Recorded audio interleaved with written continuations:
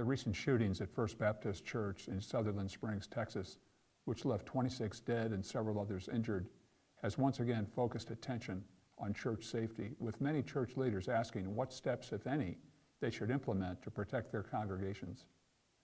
Most churches in America are safe places. While incidents of shootings on church property are shocking, they are rare, averaging no more than 1 or 2 per year. But because of the open access policy of most churches, they remain easy targets for violent acts.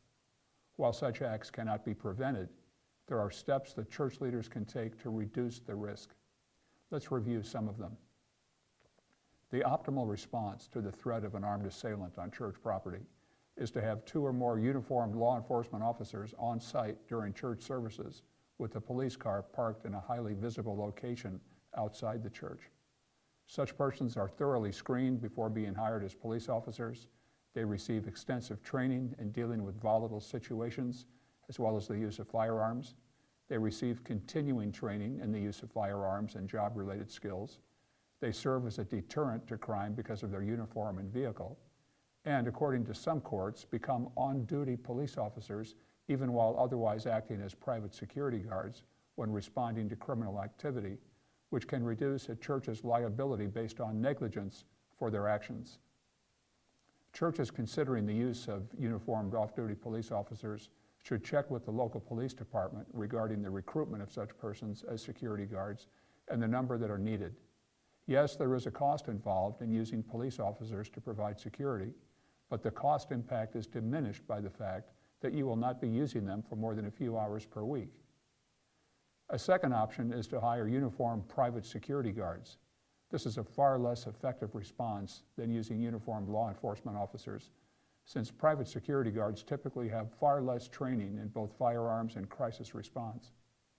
Further, unlike law enforcement personnel, they do not become on duty when responding to a crime, and so the church has a higher risk of being liable for their negligent response. And the cost of hiring private security guards often will be comparable to using police officers. A third way to respond to the risk of armed assailants on church property is to use church members legally authorized to carry a concealed weapon as non-uniformed security guards. The problem here is the wide range of competency among permit holders in handling firearms, with some permit holders having a very minimal ability in the use of firearms, resulting in a significant risk of collateral damage in the use of a firearm, and others having extensive training and ability. As a result, church leaders should not treat all permit holders equally. Churches can help to bolster the competency of such persons in the protection of church members by the following actions. First, place a reasonable limit on the number of concealed weapons permit holders that the church will use as part of its response to armed shooters. Second, perform a thorough background check on each person, including references. Third, use a written application that includes a description of the applicant's weapons training. Fourth, periodically confirm that the individual's permit is active. Fifth, only use concealed weapons permit holders who have passed the same firearms training course that is prescribed for local law enforcement personnel in your community. And sixth, only use these persons as auxiliaries who at all times are under the control and direction of law enforcement personnel. A fourth way to address the risk of armed assailants on church property is the use of technology. In evaluating the feasibility of various technologies to prevent or reduce the risk of shootings in public schools, the United States Department of Justice noted that the effectiveness, affordability, and acceptability of each technology must be considered. Devices that often are employed by churches and commercial businesses to prevent or reduce the risk of criminal acts include surveillance cameras, metal detectors, and entry control devices.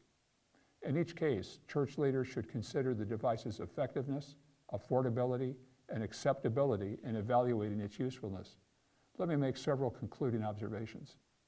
First, let me repeat that church shootings and other violent crimes on church premises are rare. Second, the law imposes upon any place of public accommodation, including a church, a duty to protect occupants against foreseeable criminal acts. The level of protection is directly proportional to the degree of foreseeability. Many courts assess foreseeability on the basis of the following factors.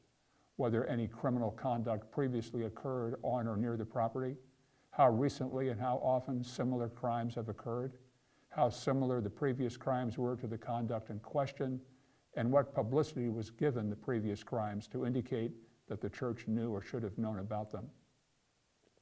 If shootings or other violent crimes on church property are highly foreseeable based on these factors, then a church has a heightened duty to implement measures to protect occupants from such acts. Third, many church leaders and congregations, guided and informed by their theological and ethical values, feel compelled to take steps to protect human life from acts of violence, whether or not they have a legal duty to do so. Fourth, in evaluating which technologies to implement in order to discharge a legal or moral duty to protect human life, church leaders should consider the affordability, effectiveness, and acceptability of a measure before implementing it.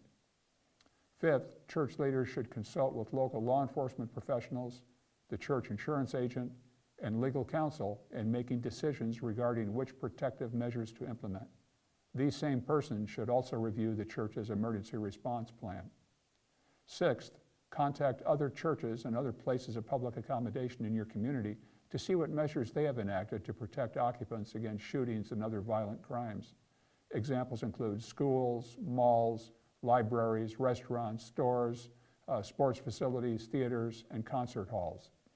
This research will help church leaders ascertain the community standard, which is an important consideration in deciding if a property owner was negligent. Seventh, note that even the most stringent protective measures would have prevented few, if any, shooting incidents on church property. In fact, in some of these cases, the church had implemented what seemed to be reasonable precautionary measures. However, no measures will foil an armed and dedicated assailant, especially if that person plans on taking his or her own life. Eighth, while it is not possible for church leaders to prevent acts of violence on their premises, it is possible to deter such acts in some cases and to contain the damage and destruction when an incident occurs. The United States Department of Justice has prepared the following recommendations for schools to help reduce the risk of violent crime. I have substituted the word church for school. First, every church needs a well thought out, annually updated crisis response plan with regular training for all those who are involved. Second, the crisis plan needs to make assignments of who is in charge during different types of emergencies, who is the alternate in charge, who is called first, by whom, from where, and using what, whether persons are relocated and how, what type of statement is made to the press and by whom, and who is in charge when emergency responders arrive on the scene. Third, ideally, a pre-selected team will immediately be mobilized upon the occurrence of a serious threat. Team members will know who to look for decisions and then proceed automatically in their roles under the church's crisis response plan. Fourth, crisis team members should wear distinctive clothing and be located in places of high visibility so they can be contacted in the event of a crisis. Fifth, crisis team members should immediately contact law enforcement when a crisis is reported, either on a cell phone or two-way radio. All crisis team members should have one or both of these devices with them at all times while on church premises. Sixth, consider the use of duress alarms that anyone can activate to report a crisis. These can activate an audible alarm or an inaudible alarm that is detected only by the crisis team members and first responders. Seventh, be sure to have your crisis plan reviewed by local law enforcement professionals, your insurance agent, and an attorney. President Bill Clinton, following a 1999 shooting rampage in a Texas church that left 7 dead and 7 wounded, noted that, quote, "There is nothing we can do to assure that this will never happen again, but there is a lot more we can do to assure that it will happen less often," end quote. And that has been the purpose of this presentation.